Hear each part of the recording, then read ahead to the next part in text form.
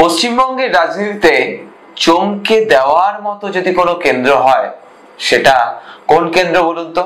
মানে যে কেন্দ্রের ফলাফল বারবার মানুষজনকে চমকে দিয়েছে, যে কেন্দ্রের মানুষজন বারবার চমক দিয়ে এসেছেন পশ্চিমবঙ্গের রাজ্য রাজনীতিতে, কেন্দ্রটির নাম দমদম।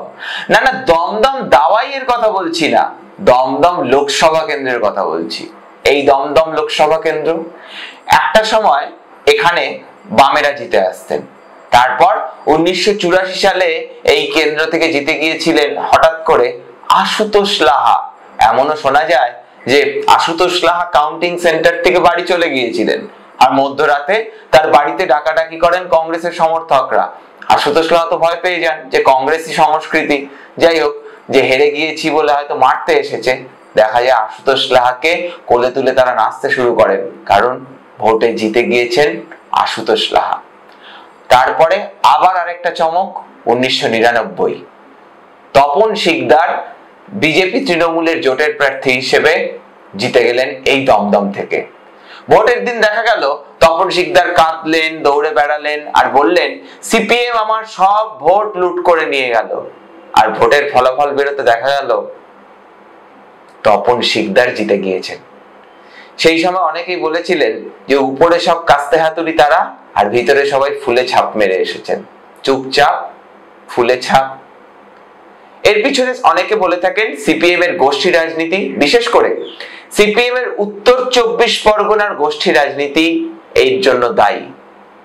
তারপর জ্যোতিবাবু তখন বেঁচে ছিলেন, জ্যোতিবাবুর ইচ্ছে ছিল দমদম পুনরুদ্ধার হোক। 2004-এ সিপিএম দমদম পুনরুদ্ধার করলো, জিতলেন অমিতাভ নন্দী। তারপর 2009 থেকে এই আসনে পরপর জিতে আসছেন তৃণমূলের অধ্যাপক নেতা, বর্ষিয়ান নেতা সৌগত রায়। এইবারও কি সেই ট্রেন্ড অব্যাহত থাকবে? সেই ট্রেন্ড কি অব্যাহত থাকবে? তার জন্যই আমাদের দমদমের ভোটের অঙ্ক কষতে হবে। এখন আপনাদের কি মনে হয়, এবার কি সেই ট্রেন্ড বজায় থাকবে?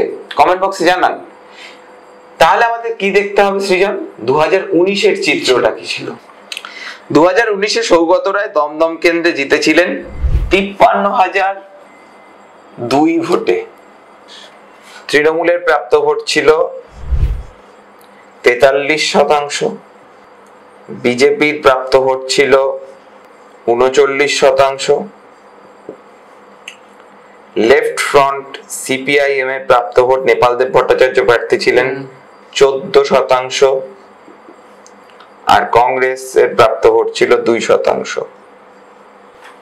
এবার মজার ব্যাপারটা দেখো, খুব বিরাট কিন্তু মার্জিন ছিল না, মাত্র 53,000 মার্জিন। এবার এই দমদম লোকসভার মধ্যে যে 7টা বিধানসভা পড়ে, কোন 7টা বিধানসভা? রাজারহাট, গোপালপুর, দমদম, পানিহাটি, কামারহাটি, উত্তর দমদম, খড়দা এবং বরানগর। এই 7টা বিধানসভার মধ্যে 6টাতেই এগিয়ে ছিল তৃণমূল, আর একটি বিধানসভা রাজারহাট গোপালপুর, সেখানে 700-র কিছু বেশি ভোটে এগিয়ে ছিলেন বিজেপি প্রার্থী শ্রমিক ভট্টাচার্য। কিন্তু 2021 সালে এই বিধানসভা কেন্দ্র থেকে শ্রমিক ভট্টাচার্য পরাজিত হন। 2021-এর চিত্রটা যদি আমরা দেখি তাহলে বোঝাই যাচ্ছে রঙের তীব্রতা বাড়ছে, সবুজটা আরো ডিপ হয়েছে। 2021-এর হিসেব অনুযায়ী এই লোকসভা কেন্দ্রে 7টার মধ্যে 7টা বিধানসভায় তৃণমূল জিতেছিল, এবং 7টা বিধানসভার হিসেব অনুযায়ী টোটাল 2,04,398 ভোটে এগিয়ে তৃণমূল কংগ্রেস। অনেকটা ব্যবধান বাড়ি না, কিন্তু যদিও প্রেক্ষিত আলাদা। 2021-এ তৃণমূলের প্রাপ্ত ভোট ছিল এই কেন্দ্রে 49%, বিজেপির প্রাপ্ত ভোট ছিল এই কেন্দ্রে 32%, বিজেপির ভোট কমে।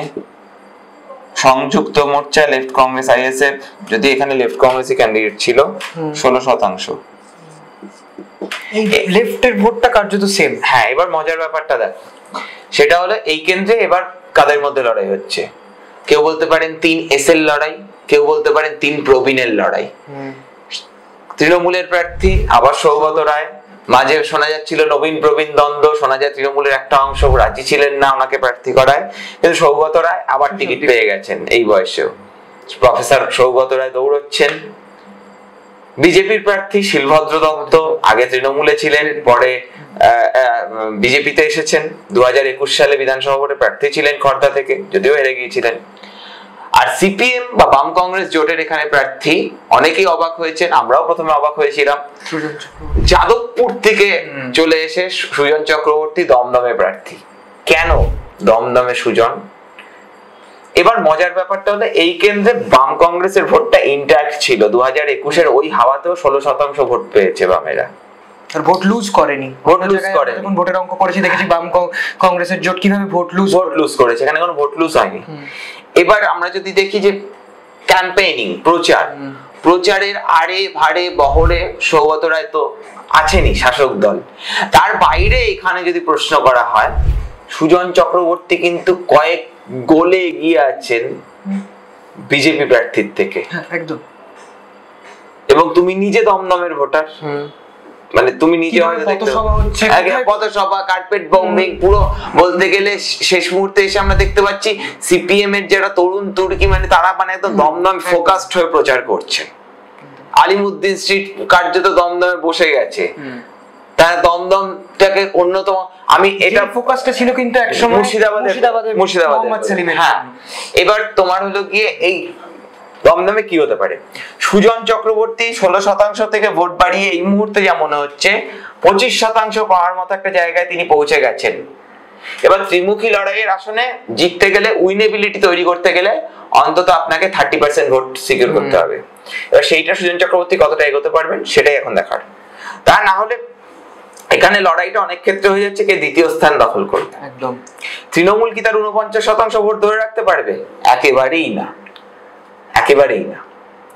কিন্তু বিজেপির এই 32% ভোট কতটা বাড়বে সেটাও একটা প্রশ্ন, কোথা থেকে বাড়বে সেটাও প্রশ্ন। এবার সেই ক্ষেত্রে সব থেকে গুরুত্বপূর্ণ বিষয় হলো, আমরা বিধানসভা নির্বাচনেও বিজেপির যে প্রচার দেখেছি এই দমদমের বিভিন্ন বিধানসভা কেন্দ্রে, সেটা কিন্তু আমরা এবার লক্ষ্য করতে পারছি না। এবং যারা বিজেপির হয়ে দেওয়াল লিখেছিলেন 2021-এ, তারা এবার অনেকে তৃণমূলের হয়ে কাজ করছেন, খুব ইন্টারেস্টিং ব্যাপার। তাহলে সেই ক্ষেত্রে এই কেন্দ্রের কিন্তু কোথাও কি ত্রিমুখী লড়াই তো অবশ্যই, এটা প্রবল ভাবে ত্রিমুখী লড়াই চলছে। এবং এমন হতেও পারে হয়তো সৌগত রায়ের প্রাপ্ত ভোটের শতাংশ কমলো, হার কমলো, কিন্তু শেষমেশ অপোজিশন ভোটে স্প্লিটে সৌগত রায় বেরিয়ে গেলেন, বা অঘটনও এখানে ঘটতে পারে। আমি প্রথমেই বলেছি যে দমদম মানে চমক দেওয়া, দমদম মানে অপ্রত্যাশিত একটা ফলাফল মানুষকে উপহার দেওয়া। আমি এটা এখনই বলে দিচ্ছি, মুর্শিদাবাদের পর পশ্চিমবঙ্গে সিপিএম এর সব থেকে ভালো রেজাল্ট যদি হয় সেটা যে কেন্দ্রে হবে, মানে জিতবে কি জিতবে না সেটা আলাদা ব্যাপার, ভোট প্রাপ্তির দিক থেকে ভালো রেজাল্ট সেটা দমদম, এটা নিয়ে কোনো সংশয় নেই। এবং সুজন চক্রবর্তী দমদম লোকসভার মধ্যে সব থেকে বেশি ভোট পাবেন দুটো বিধানসভা কেন্দ্র থেকে, একটা হলো উত্তর দমদম আর একটা হলো কামারহাটি, এটা আমার মনে হয়।